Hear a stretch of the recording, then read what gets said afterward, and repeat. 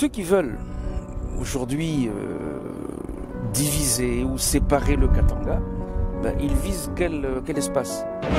Le président de la République tient en estime les personnes qui ont la charge de conduire les destinées de ces entités territoriales, mais également pour envisager la suite de cette coalition qui fonctionne, ma foi, je crois tant bien que mal. C'est vrai qu'on voit beaucoup plus le mal que le bien. Le chef de l'État croit en ce qu'il fait. Et je voudrais vous prendre à témoin et vous inviter à croire comme moi. J'ai sillonné Goma. La population attendait le président de la République. Et on monte. Le sommet n'a pas été annulé. Le sommet a été reporté. La population de Goma n'a boudé personne. Bonsoir, bonsoir, très chers téléspectateurs de partout où vous nous suivez. Merci parce que la semaine passée, vous nous avez suivis. Nous avons reçu pour vous le REC représenté par son porte-parole, le docteur Silas Makangu Mimil, accompagné du pasteur Timothée Kabasele, qui se plaignait de la manière dont les hommes de Dieu, surtout des églises de réveil, se tenaient, se comportaient. C'est la raison pour laquelle il proposait une nouvelle église de réveil en République démocratique du Congo. Et nous avons échangé avec eux. Merci pour vos appels et vos contacts. Ce soir, nous recevons pour vous le porte-parole du chef de l'État, le professeur Kasongo Mwemba Yamayama, pour parler de l'actualité de son Excellence, M. Félix Tshisekedi Tshilombo, président de la République démocratique du Congo. Et je m'en vais saluer. Monsieur le porte-parole, nous vous saluons. Je vous salue tout autant. Professeur, c'est toujours un plaisir de vous recevoir sur ce plateau de Deadline. Ce soir, nous allons parler de l'actualité du chef de l'État, parce que vous êtes le porte-parole du chef de l'État. Nous allons commencer avec une nouvelle qui a stressé la République démocratique du Congo, une nouvelle attaque de Bakata Katanga à Lubumbashi, la prison attaquée, et d'ailleurs dans les bilans, lorsqu'on suivait le porte-parole du gouverneur, il a laissé entendre 2 policiers décapités. Vous, en tant que porte-parole du chef de l'État, quelle lecture faites-vous de cette unième tentative de Bakata Katanga? Écoutez, je pense que le président de la République a toujours insisté sur le fait que notre pays, c'est un ensemble de différentes entités. Le Katanga, où actuellement il y a 4 provinces qui sont nées de l'ancien Katanga. Ceux qui veulent aujourd'hui diviser ou séparer le Katanga, ils visent quel espace? Le Haut-Katanga, le Lomami, le Tanganyika, le Lualaba? Qu'est-ce qu'ils visent? Nous ne pouvons que déplorer ce qui s'est passé. Parce qu'à chaque fois qu'il y a du sang qui coule au Congo, c'est quelque chose qui attriste profondément le chef de l'État. Et c'est l'occasion sans doute de rendre hommage aux vaillantes forces de sécurité, l'armée, la police, les services de renseignement. Nous verrons certainement plus clair. Ça s'est passé hier et ce matin. Donc toutes les informations ne sont pas encore disponibles. Mais quoi qu'il en soit, il faut rendre hommage à ceux qui ont tout mis en œuvre pour que la sécurité, la paix revienne dans cette partie du Katanga.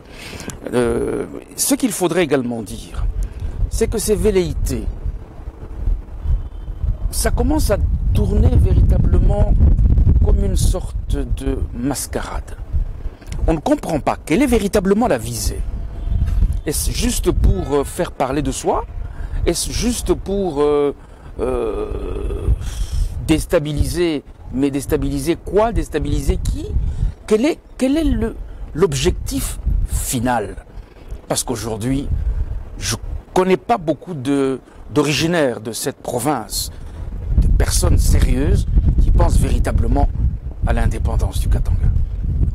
Professeur, sans vous interrompre, il faut aussi compter des attaques qui se sont faites à répétition par des forces non lucidées à des paisibles citoyens. Notamment, nous avons suivi sur les médias un pasteur qui était abattu et il y a presque des razzias. Donc, une méthodologie d'attaque, ils prennent même 1 heure de temps en train d'opérer dans des quartiers et nous voudrions savoir l'observation du chef de l'État parce que ça nous inquiète. Est-ce qu'on ne voudrait pas déstabiliser le Haut-Katanga comme c'est le cas avec Beni, Goma, le Sud Kivu? Est-ce que ce n'est pas un peu le mode opératoire? Quoi qu'il en soit, hein, je ne pense pas que j'ai aujourd'hui la réponse. C'est pour ça que je vous ai dit, il y a des informations que nous attendons, mais il est vrai que depuis un certain temps, que ce soit Lubumbashi, Likasi, Kolwezi, ce sont des villes qui sont constamment secouées par... on n'a pas connu ça, surtout par l'insécurité. Bon, il y a les gouverneurs qui sont là, je crois qu'ils essayent de faire de leur mieux pour tranquilliser la population. Les forces armées sont là, la police est là, les services de renseignement sont là. Je pense que à un moment donné, on tirera les leçons. Pour l'instant, permettez-moi de m'arrêter là, puisque toutes les informations ne sont pas encore disponibles, et même si elles l'étaient, ce ne sont pas des informations qu'on doit nécessairement mettre à la disposition du public. Vos publics nous excuseront, mais le président communiquera sur l'ensemble de tous ces points où il y a de l'instabilité, où on essaye de réveiller les vieux démons. Bon, on comprend pourquoi. On comprend pourquoi. Il y a beaucoup de gens qui n'ont pas intérêt à ce que le président Félix Tshisekedi réussisse son mandat. Ça, nous l'avons déjà compris. Maintenant, écoutez, il ne va pas se laisser faire. Hein. Il va mettre en place tout ce qui est nécessaire pour tranquilliser la population. Parce que c'est avec cette population-là qui doit cheminer pendant ces 5 premières années.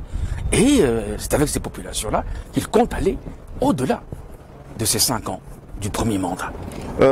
Professeur, monsieur le porte-parole, lors de la préparation de notre émission, certains téléspectateurs nous ont contactés pour poser des questions à haute voix. Savoir quelle est la relation qui existe entre le chef de l'État et les différents gouverneurs en République démocratique du Congo. Ainsi, où en sommes-nous avec l'évaluation qu'il avait promis à chaque fois qu'il évaluerait le management des gouverneurs au sein des provinces, parce qu'avec cette situation qui arrive au Haut-Katanga, certains pensent que le chef de l'État n'est pas suffisamment derrière le gouverneur pour leur mettre en face ou devant leurs responsabilités. Qu'est-ce que vous en pensez? Non, il faut qu'il se rassure. Il faut qu'il se rassure. Le président de la République l'avait dit dans un hôtel de la place. Le gouverneur, d'ailleurs c'est la Constitution qui le consacre, le gouverneur est le représentant du chef de l'État en province. C'est vrai, ça se passe dans le Haut-Katanga et dans le Lualaba, mais ça se passe aussi dans d'autres provinces, l'Ituri, le Nord, le Sud Kivu. Le président de la République tient en estime les personnes qui ont la charge de conduire les destinées de ces entités territoriales. Maintenant, il faut qu'on se comprenne bien sûr une chose. L'évaluation dont parle le chef de l'État, ce n'est pas un examen que les gouverneurs sont obligés de venir passer à Kinshasa devant un auditoire, Non, l'évaluation se fait tous les jours. Le président de la République est informé de ce qui se passe à travers les provinces. Il discute, ses services discutent avec les services des différents gouverneurs de province pour savoir où est-ce qu'on en était il y a un mois, où est-ce qu'on en est aujourd'hui, où est-ce qu'on va. Les gouverneurs n'ont pas une politique particulière à eux. Ils appliquent, tout comme le gouvernement, la vision que le chef de l'État veut impulser en République démocratique du Congo. Ne vous attendez pas à ce qu'on convoque les gouverneurs dans une salle pour que chacun commence à dire voilà, chez moi c'est ceci. Ah non, non, non, non, non, ici vous avez 2, ici vous avez 10. Non. Le président le fait avec beaucoup de respect parce qu'il sait ce que c'est qu'être un gouverneur de province. Et il leur donne le temps nécessaire, il les convoque quand c'est nécessaire, il envoie des émissaires régulièrement. On n'en parle pas parce que bon, tout n'est pas non plus à mettre sur la place publique. L'évaluation, croyez-moi, cher ami, elle se fait. D'une province à une autre, le jeudi dernier, le chef de l'État, son Excellence le Président de la République, M. Félix Antoine Tshisekedi Tshilombo, a accordé une audience aux élus de la Tchopo, notamment pour la crise qui s'y vit là-bas. Les élus ont présenté leurs doléances au chef de l'État.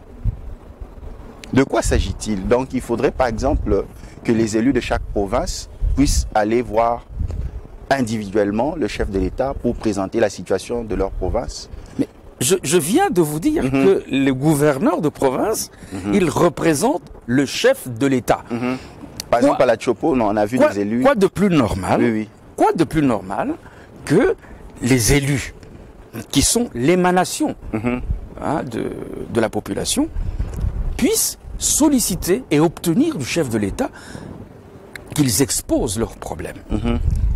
Tout naturellement, le président de la République, lorsqu'il reçoit ses élus, qui discute avec eux, pour ceux de la Tchopo en particulier, bon, il y a beaucoup de problèmes sur lesquels on ne va peut-être pas revenir essentiellement ici, parce que sinon on parlerait de toutes les provinces.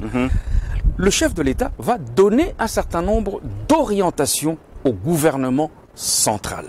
Il va donner un certain nombre d'orientations aux gouverneurs de province. Donc, ce n'est que normal que les élus qui sont d'ailleurs à Kinshasa, ce sont des élus nationaux, ce ne sont pas des élus provinciaux, ce sont des élus nationaux. Pourquoi ne pas les recevoir et écouter ce qui vient de la base? C'est ce que le président fait généralement. Il l'a fait pour la Tchopo, mais il l'a déjà fait pour d'autres provinces. Et ça, c'est au moins un signe. Il est véritablement à l'écoute de sa population et qu'il est prêt, s'il le faut, à se déplacer personnellement pour apaiser la population, pour dire « je suis là, je suis avec vous ». Le président est là, il est avec sa population.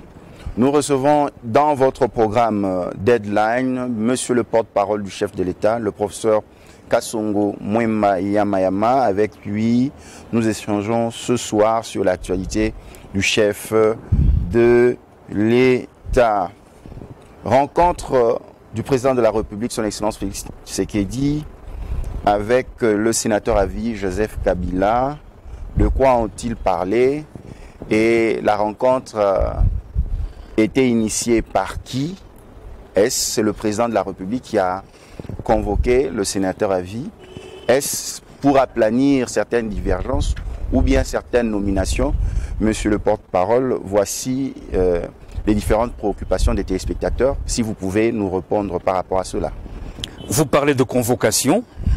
Moi, je parlerai plutôt de concertation.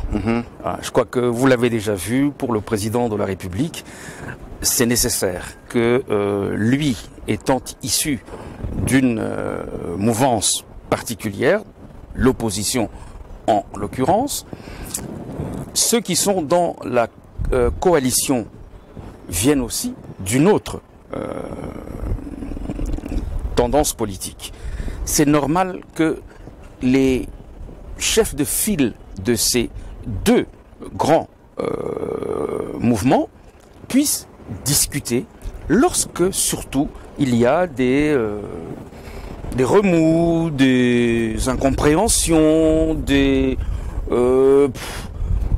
disons des soucis qui apparaissent ça et là.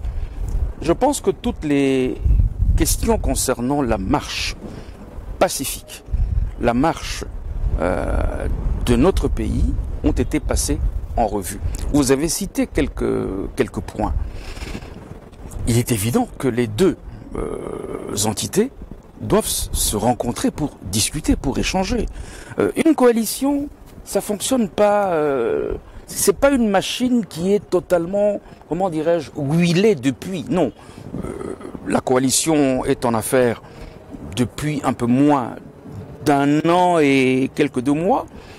Donc je crois que c'est nécessaire que ceux qui ont la charge de ces deux entités puissent se rencontrer pour échanger, pour aplanir. Ah, on a entendu ceci, dit non, voilà la réalité.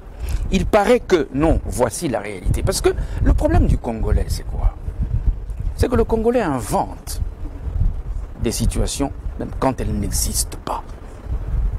Vous avez déjà certainement, surtout sur les réseaux sociaux, bon, on ne va pas rentrer dans ces détails-là, mais je pense que ça fait partie de la bonne santé de notre démocratie.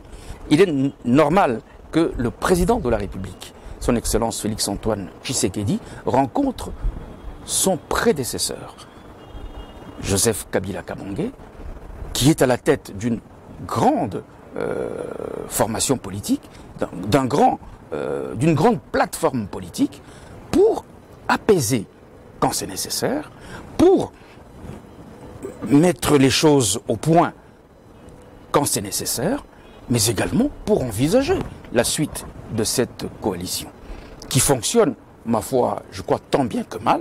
C'est vrai qu'on voit beaucoup plus le mal que le bien. Mais c'est une coalition. Il faudrait que le Congolais comprenne ça. C'est une première dans notre pays.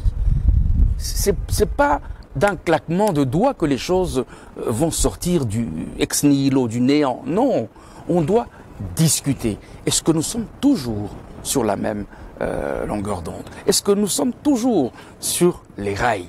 Est-ce qu'on n'est pas en train de... Voilà, les chefs se rencontrent, ils discutent, ils voient ce qu'il faut faire. Ici, oui. Ici, non. Là, je préfère plutôt... Ah non, moi... Ok. Ensuite, chacun va rendre compte dans son camp pour dire, voilà, nous avons le bon cap, nous continuons, mais attention là-bas, attention ici. Je crois que c'est tout à fait normal. Il faudra que les Congolais s'habituent à cette nouveauté. C'est une nouveauté. Ça n'a jamais existé dans notre pays. Donc il faudrait que les Congolais s'habituent à ce genre de rencontre entre le chef de l'État en fonction, son prédécesseur, pour qu'ils essayent de garder le train sur les rails. Professeur, une question directe. La rentrée politique du sénateur à vie, Joseph Kabila. Le président aussi en parlait, il a pris sa place au Sénat. Quelle lecture fait le président de la République, lui qui est un grand démocrate, lui qui prône l'état de droit? Mais ce n'est que normal. Ce n'est que normal. C'est la loi qui prévoit qu'un ancien président de la République élu devienne, après sa sortie, sénateur à vie. Le président, c'est quelqu'un qui est légaliste. Qu'enfin le sénateur à vie vienne prendre ses fonctions, vienne s'asseoir avec les autres sénateurs dans l'hémicycle du Sénat, écoutez, on ne peut que apprécier la progression de notre démocratie. Je crois que le président de la République a salué cette rentrée politique, comme vous l'appelez. Tout naturellement, il ne lui appartient pas de s'immiscer dans ce qui se fait et pour certaines langues au niveau des législateurs. Lui, il est le chef de l'État. Il n'a pas à s'immiscer dans ce qui se fait à l'Assemblée nationale, au Sénat, tout comme l'Assemblée nationale et le Sénat n'ont à porter un quelconque jugement sur les actes que pose le chef de l'État. Et certaines considérations pensent que c'était pour haranguer ses troupes et faire pression à l'actuel chef de l'État. Qu'est-ce que lui-même en pense? Vous, en tant que porte-parole, est-ce que c'est faire pression? Mais haranguer les troupes, je crois que ça se fait régulièrement à Kingakati. Parce qu'on si l'a vu avec Madame Jeannette Mabunda, ainsi de suite. Les gens s'élèvent, applaudissent. Écoutez, ce n'est que normal que le président de la République reçoive la présidente de l'Assemblée nationale avant le début d'une session parlementaire. Je ne vois pas ce qu'il y a de curieux, ce qu'il y a de bizarre là-dedans.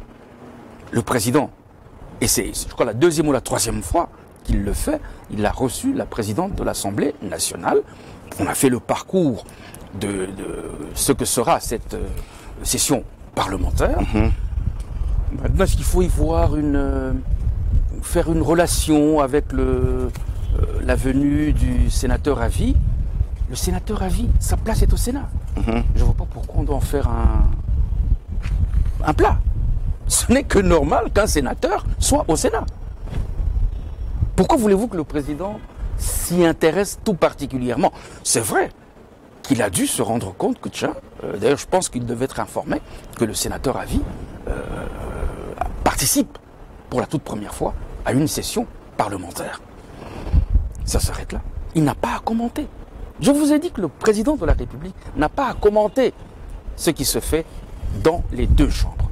Tout comme les deux chambres n'ont pas à commenter les décisions du chef de l'État. Chacun reste à sa place et je crois que c'est la Constitution. Un respect mutuel. Indispensable. Indispensable. Il y a une séparation de pouvoir. Il faut que le Congolais le comprenne et sache vivre avec ça. Que les Congolais le comprennent, sachent vivre avec cela.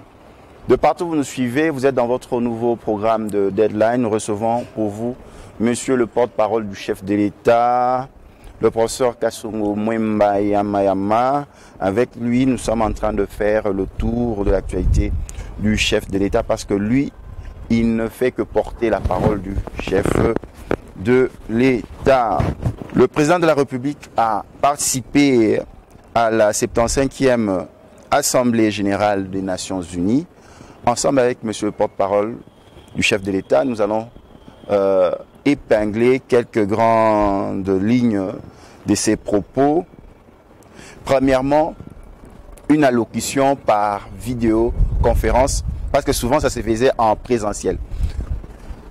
Un mot par rapport à cela. Écoutez, c'est tout à fait normal que lorsque... Ça n'a pas vraiment un sentiment de rencontre entre chefs de l'État à ce niveau-là, comme une réunion de ministres. Non, non, voyez-vous, je crois que les sciences de l'information et de la communication étudient ce phénomène depuis longtemps. Je crois que je suis bien placé pour en parler. Lorsqu'il y a une difficulté, il faut la contourner. Lorsqu'il y a un problème, il faut le résoudre. Comment mettre ensemble des chefs d'État pour discuter de la marche du monde alors que l'épidémie de la Covid-19 sévit. Vous avez vu, aujourd'hui, en Europe, on commence à reconfiner les gens.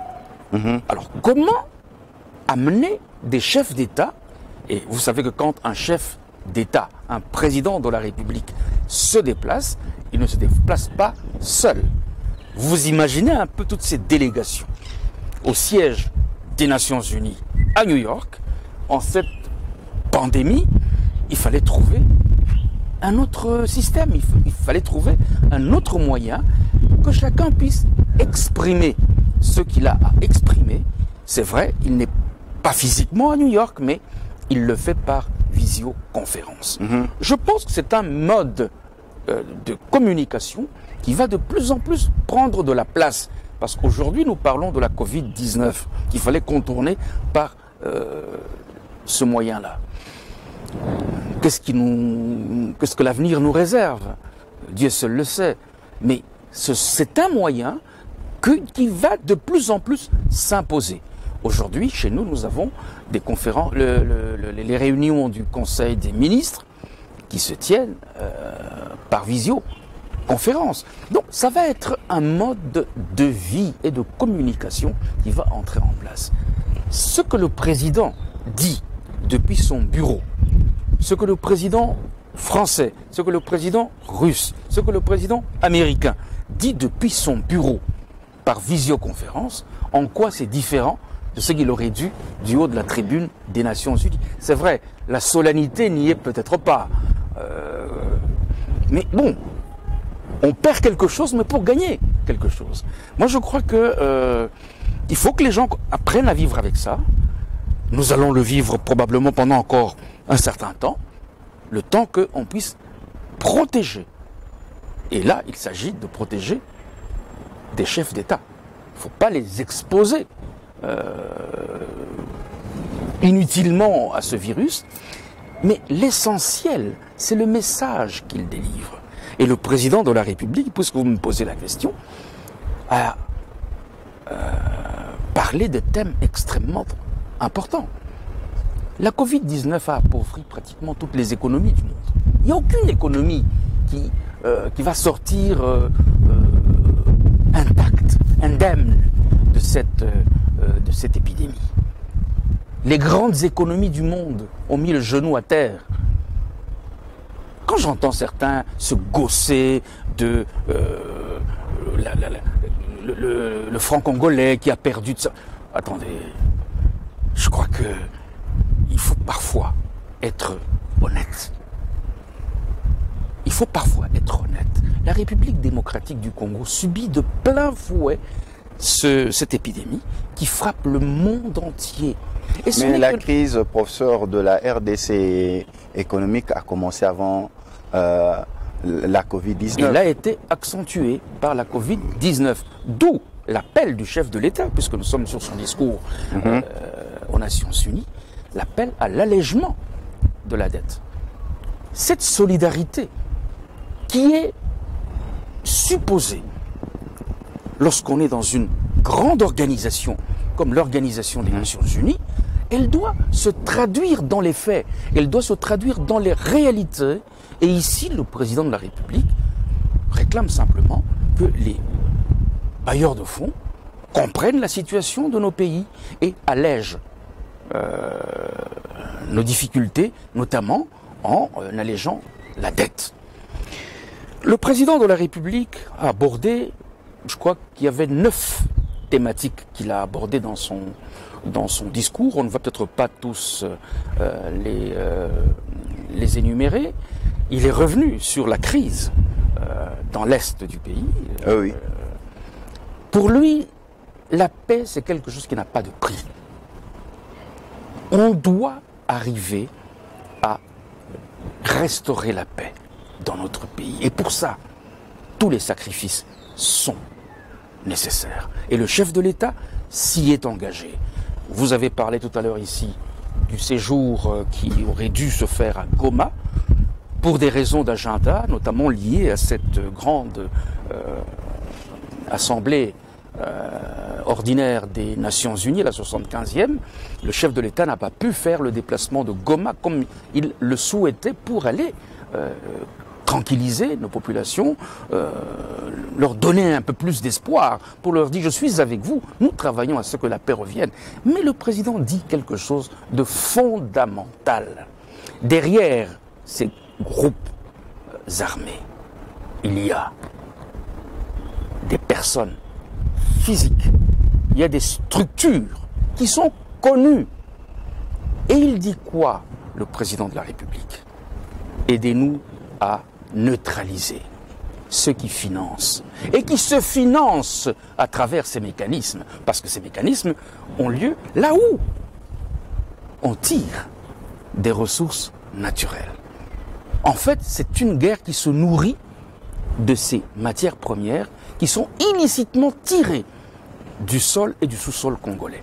Le président de la République a toutes les informations, tout comme les autres chefs d'État ont toutes les informations, puisque vous savez qui tire les ficelles. Aidez-nous à bloquer ceux qui tirent les ficelles, ceux qui alimentent, ceux qui financent.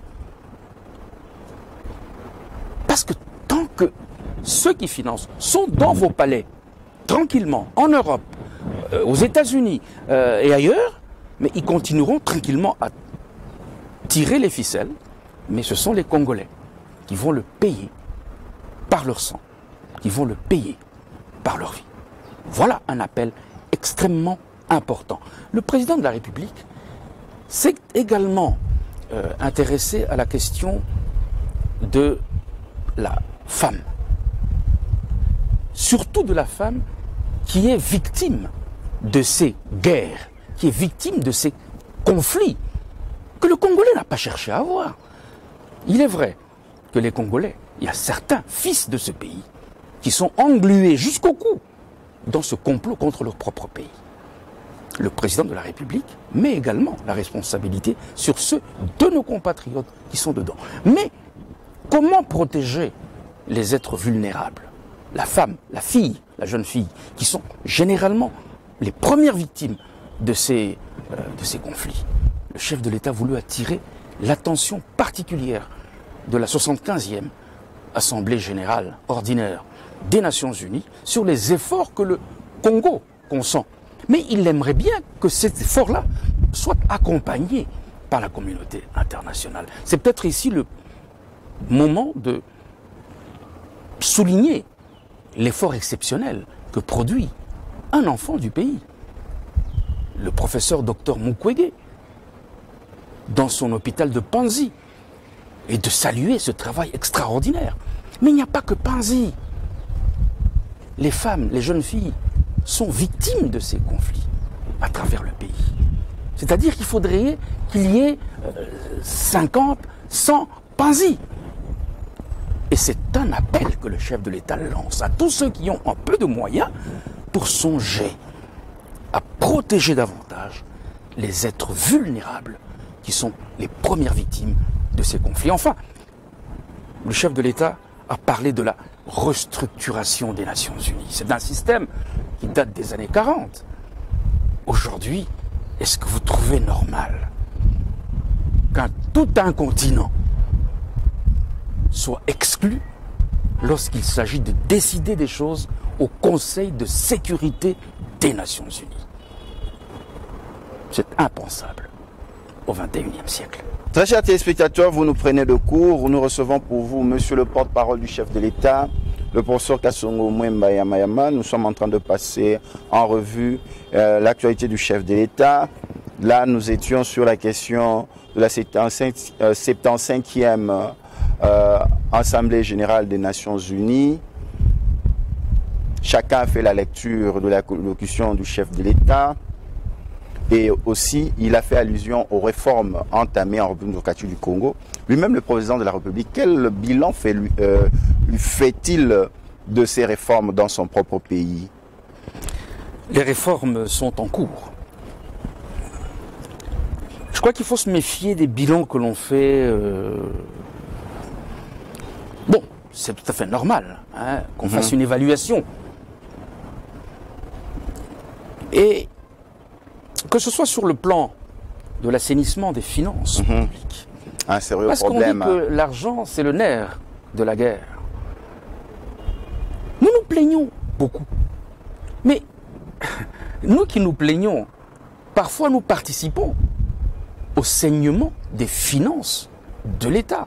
Si je reviens à l'expérience qui a eu lieu sur cette bande qu'on a appelée Bilanga, à Kasumbalesa, dans le Haut-Katanga, ben, écoutez, à partir du moment où on a déguerpi tout ce monde qui se faisait du beurre sur le dos du contribuable congolais, les recettes à Kasumbalesa, selon ce que j'ai appris, ont doublé, si pas triplé. Mais le Congolais, il faudrait qu'il comprenne que l'argent que l'on va distribuer à tout un chacun d'entre nous, mais il provient de quelque part. Et si les régies financières servent plutôt à remplir les poches de ceux qui ont été commis à ces postes, il ne faudrait pas, après ça, chercher des miracles. L'argent de l'État doit servir à l'ensemble de la population. Et je crois que les compatriotes qui nous suivent ce soir, vos téléspectateurs, ont frais en mémoire toutes ces enquêtes qui sont lancées par l'inspection générale des finances, par les inspecteurs judiciaires. Parce qu'il faudrait qu'à un moment donné, on sache où va l'argent de la République. Est-ce que le président sait où va l'argent de la République? Il n'y a pas que le président qui le sait, tout le monde le sait. L'argent de la République est récolté par des régies. Et à quand pour sévir? Attendez. Je ne sais pas si vous vous souvenez, mais moi je l'ai encore frais en mémoire. Avant que l'ancien Premier ministre Matata Ponyo ne quitte ses fonctions, on a changé beaucoup de responsables des régies financières. Vous pensez que c'était par hasard? Qu'il n'y avait pas une idée derrière la tête? Je voudrais revenir ici, puisque vous me donnez l'opportunité. Nous avons vu sur des vidéos à la télévision des arrêtés qui ont été signés par des premiers ministres pour interdire aux inspecteurs des finances de faire leur travail. Mais attendez, c'est... Mais comment le chef de l'État... C'est diabolique, ça. ...entame des actions pour recadrer le tir? Parce que si nous devons considérer... il le fait. Les inspecteurs des finances sont sur le terrain. Vous avez certainement déjà entendu un certain nombre d'éléments, d'informations par rapport au travail que font les inspecteurs des finances. Ils se déplacent partout. Dernièrement, je crois qu'ils étaient au Lualaba. Ils ont fait le Haut-Katanga, ils ont fait le Lualaba. Je ne sais pas où ils iront après. Mais c'est eux qui ont leur calendrier. Il y a un des responsables des institutions en place qui a dit qu'il ne faut pas trop de pression. C'est comme si on s'acharnait. L'État congolais, le chef de l'État s'acharnait sur certains individus. Qu'est-ce qu'on appelle s'acharner? Vous êtes chef d'une régie financière. Vous collectez des impôts. Vous collectez des taxes. Vous les mettez où? C'est comme une chasse aux sorcières à un certain non. Lorsque le chef de l'État s'inquiète de la faiblesse de l'assiette financière du pays, vous trouvez normal? Ce n'est pas Félix-Antoine Tshisekedi qui l'a dit. C'est un ancien ministre de la Justice qui n'était pas dans les rouages actuels, qui a dit qu'il y avait 16 milliards de dollars qui s'échappaient chaque année. Vous trouvez ça normal? Mais pour un certain temps, c'est comme une chasse aux sorcières, règlement de compte. Mais chasse à quelle sorcière? Donc, vous vous mettez plein les poches. On doit fermer les yeux. On voudrait museler tout le monde, comme on a muselé les inspecteurs des finances pendant je ne sais pas combien d'années. Ah non. On met un terme à cela. Vous êtes mandataire de l'État. Vous devez rendre des comptes à l'État. On vous prend la main dans le sac. Vous savez où vous allez passer quelques jours. C'est ça. Et vous remboursez ce que vous avez pris. C'est ça la règle. Chez nous, pourquoi ça devrait devenir une exception? Monsieur, on vient voir ce que vous avez fait rentrer comme recette. Ah non, chasse aux sorcières. Vous avez acheté chasse aux sorcières. Eh bien, s'il faut faire ça et appeler ça chasse aux sorcières, on va l'appeler chasse aux sorcières, mais ça va se faire et ça va continuer. Que ceux qui gèrent l'argent de l'État se tiennent bien, parce que cette enquête, ces enquêtes vont continuer. Appelez ça comme vous voulez. Chasse aux démons, chasse aux sorcières, chasse à tout ce que vous voulez. Ça va continuer et ça va s'accentuer. Parce que trop, c'est trop. Il y a de la richesse. Cette richesse doit servir à tout le monde. Nous prenons déjà la dernière ligne droite de nos échanges. Vous le sentez, monsieur le porte-parole du chef de l'État parle pour le bien des Congolais et il ne fait que porter la voix du chef de l'État dans votre magazine Deadline. Professeur, nous entamons déjà la dernière ligne droite. Le président de la République a reçu en audience les enfants de l'héros national Emery Patrice Lumumba. Et dans leur audience, dans leur échange, comment faire retourner les reliques de l'héros national congolais? À quel stade le chef de l'État va s'impliquer et comment cela va se dérouler? Mais il est déjà impliqué. Il est déjà bien impliqué dans cette quête légitime de la famille de l'ancien Premier ministre Patrice Emery Lumumba. Déjà, vous avez certainement suivi les ordonnances qui ont proclamé Lumumbaville. Vous avez suivi les ordonnances qui ont placé des autorités à la tête des entités qui sont nées de cette réforme administrative et territoriale. Le président ne fait que continuer sur sa lancée. Ce n'est que normal qu'un ancien Premier ministre lâchement assassiné, qu'on puisse lui réserver des obsèques dignes. Là où il y a des restes de sa dépouille, qu'on puisse les récupérer. C'est le combat de la famille des enfants Lumumba. C'est le combat de la République. Mais ça ne s'arrête pas simplement à Lumumba. Je crois que l'objectif, c'est que tout Congolais, quelque part, qui a trouvé refuge ailleurs et qui est décédé malheureusement hors de nos frontières, que des démarches puissent être entreprises pour qu'il repose dans la terre de ses ancêtres. Même les démarches pour le rapatriement du corps du président Je vous ai dit, Mobutu. tout Congolais qui a trouvé la mort à l'extérieur, c'est normal que sa dépouille puisse reposer dans la terre de ses ancêtres et le président s'y emploiera de la même manière. Est-ce que nous avons les moyens? Parce que certains pensent que ça restera que de promesses qui ne seront pas attenues. Monsieur le porte-parole du chef de l'État. Vous savez, je ne peux pas empêcher les gens de penser. Vous savez, le président Tshisekedi, quand il a dit à ses équipes, à ses collaborateurs, nous allons lancer la gratuité de l'enseignement au niveau primaire. Personne n'y croyait. J'en connais qui riaient à gorge déployée. On en est où aujourd'hui? Le chef de l'État croit en ce qu'il fait. Et je voudrais vous prendre à témoin et vous inviter à croire, comme moi, dans ce qu'il fait. Parce que je peux vous garantir qu'il ne s'arrêtera pas tant qu'il n'aura pas réussi ce qu'il a entrepris. C'est quelqu'un qui aime aller jusqu'au bout de ce qu'il a commencé. Lorsque je vous reçois sur notre plateau, monsieur le porte-parole, j'aime bien évoquer cet aspect de l'enseignement, parce que vous êtes vous-même professeur d'université. L'année scolaire a pris fin, les examens ont eu lieu. Note de satisfaction pour le chef de l'État? Déjà que ces examens aient pu avoir lieu dans des circonstances que vous connaissez, ça ne peut être qu'une note de satisfaction. On peut toujours faire mieux, c'est vrai.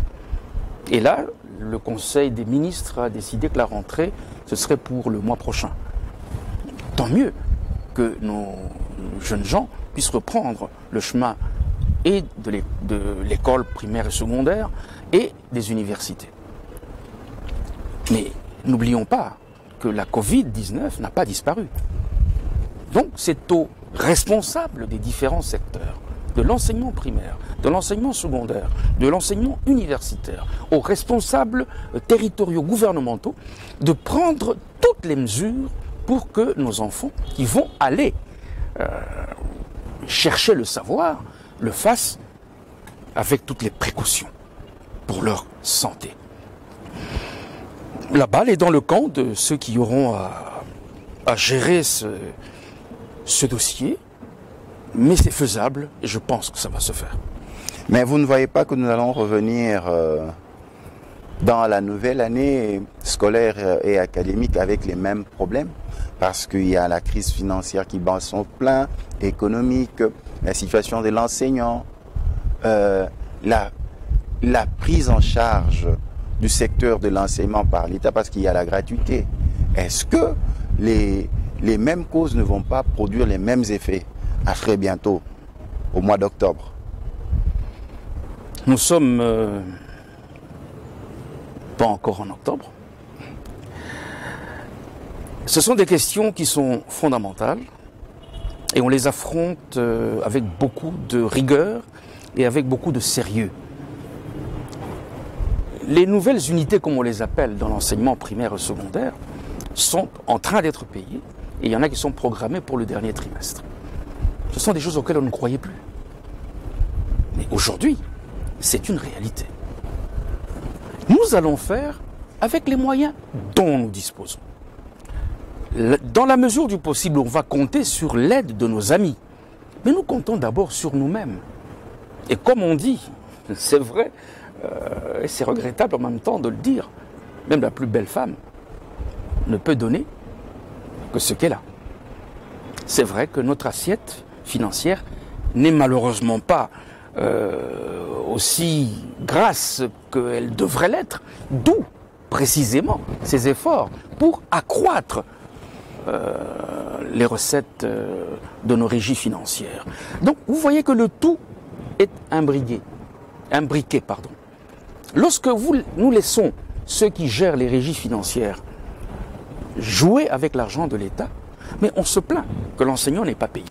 On se plaint que l'enfant n'étudie pas dans de bonnes conditions. Mais tout va ensemble. Le travail que fait l'inspection générale des finances, le travail que fait Monsieur le Président de la République, mais c'est précisément pour que le Congolais envoie son enfant dans de bonnes conditions pour apprendre dans nos écoles primaires, dans nos écoles secondaires, dans nos universités. Et je crois qu'il faut que chaque Congolais, là où il est, on ne vous demande pas de dénoncer à tout va, mais là où il est, qu'il comprenne que ce combat de Félix-Antoine Tshisekedi Tshilombo, c'est son combat à lui. C'est son combat à lui, monsieur le porte-parole du chef de l'État, la gestion de la Covid-19. Le président de la République, ça fait un moment qu'il a levé l'état d'urgence. Il y a des voix qui se lèvent par rapport à la gestion de cette crise, les finances qu'on a reçues. Et lui-même, le chef de l'État, quel est le regard qu'il porte par rapport à cela? Parce que la lutte, il a un cabinet spécial auprès de lui pour être informé à chaque minute, à chaque seconde de la réalité sur terrain. Le président de la République a mis en place une task force. Cette task force est chargée de l'informer, de lui donner des éléments qui puissent éclairer sa lanterne, son intelligence, pour prendre des décisions. C'est ce qu'il fait. L'exécution de ces décisions ne relève plus du président de la République. Cette exécution relève du gouvernement. Et donc, le chef de l'État, qui préside le Conseil des ministres, à chaque fois, essaye de recadrer quand c'est nécessaire, de redresser quand il le faut. Vous parlez de la gestion des fonds qui ont été récoltés ou collectés pour lutter contre la Covid-19. Je crois qu'il y a des enquêtes en cours. Le ministre de la Santé a eu à s'expliquer là-dessus. Est-ce que ces explications ont été convaincantes? Je n'en sais rien. Laissons ceux qui ont la charge d'enquêter aller au bout de leur travail. Si au bout du travail, on voit que les explications du ministre correspondent à la réalité, on passe le chemin. Mais s'ils se rendent compte, par enquête, que ce qui a été donné comme explication ne correspond pas du tout à la réalité sur le terrain, ben, il y aura des sanctions. C'est inévitable. Une toute dernière question pour mettre un terme à nos échanges. Le sommet de Goma annulé, vous avez laissé entendre que c'est par rapport... Ce n'est pas annulé. Mais parce qu'il y avait déjà une équipe d'avance, ainsi de suite. Attendez, mais quelles sont les raisons et à quand ce sommet va encore voir le jour ou lieu à Goma? Je voudrais que vos téléspectateurs notent que le sommet de Goma n'a pas été annulé. La population ne voulait pas voir le président rwandais et d'autres personnes. Ils étaient mécontents. C'est extrêmement faux. Je viens de Goma. J'ai sillonné Goma. Ils ne voulaient pas voir Paul Kagame là-bas avec le chef de l'État. J'ai sillonné Goma. La population attendait le président de la République. Et on monte même les effigies du chef de l'État déchirées. Impatience. Mais c'est faux. Voilà, il ne faut pas tomber dans des canulars de ce type. Ces photos, ce sont des montages grossiers. On a vu une photo du président de la République qui était en train d'être déchiré. C'est des histoires. À Goma, il n'y a aucune photo du président de la République qui était déchirée. Et si les gens peuvent regarder véritablement cette photo dont vous parlez, le sol de Goma, c'est un sol volcanique. C'est un sol complètement noir.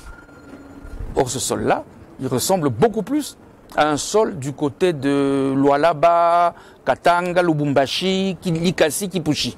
Ce n'est pas du tout un sol qui corresponde au sol de Goma. Non, ne tombons pas dans cette espèce de messe noire.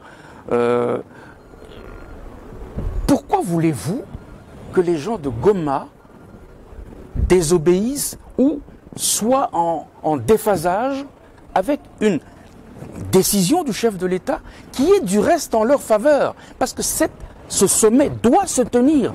Les protagonistes de la région des Grands Lacs doivent se parler les yeux dans les yeux. La conférence va se tenir par visioconférence, parce que pour l'instant, il y a des raisons. La Covid, il y a des raisons. Par exemple, pour le président ougandais, venir à Goma, il doit survoler certains territoires avec lesquels... Notamment le Rwanda. Avec lesquels il y a quelques bisbilles en route. C'est des choses qu'on peut comprendre. Mais ça va s'arrêter. Il était le premier à bouder le sommet à cause de cela. Bouder, non. Il demandait que cette question soit réglée. Mais je ne vais pas étaler ici toutes les raisons que les autres chefs d'État ont dû... Mais quand on organise un sommet, mais ce genre de questions reviennent tout le temps. Parce que vous déplacez quand même un chef d'État de son pays vers une ville. Est-ce que cette ville est sécure? Est-ce qu'elle est sécurisée? Est-ce que cette ville-là, je pourrais m'y promener tranquillement et rentrer chez moi? Mais attendez, ce sont des questions très sérieuses. C'est des questions très sérieuses. Le sommet n'a pas été annulé, le sommet a été reporté. La population de Goma n'a boudé personne, au contraire. Nous avons circulé avec toutes nos équipes. Dans Goma, c'est une population qui attend fiévreusement l'arrivée du président Félix Antoine Tshisekedi. Monsieur le porte-parole du chef de l'État, professeur Kasongo Mayama, un grand merci. C'est moi qui vous remercie de me donner l'opportunité d'éclairer la lanterne de vos téléspectateurs. Très chers téléspectateurs, vous nous avez raté ce dimanche. Et je viendrai avec plaisir. Merci beaucoup. Très chers téléspectateurs, nous avons reçu pour vous, dans notre programme Deadline de ce soir, le professeur Kasongo Mayama, monsieur le porte-parole du chef de l'État, avec qui nous sommes entretenus sur l'actualité du président de la République, son Excellence, monsieur le président de la République, Félix Antoine Tshisekedi Tshilombo. Vous nous avez raté ce soir, rattrapez-vous dans toutes nos plateformes de rétribution de ce programme. Quant à moi, je vous dis à la prochaine, que Dieu vous bénisse.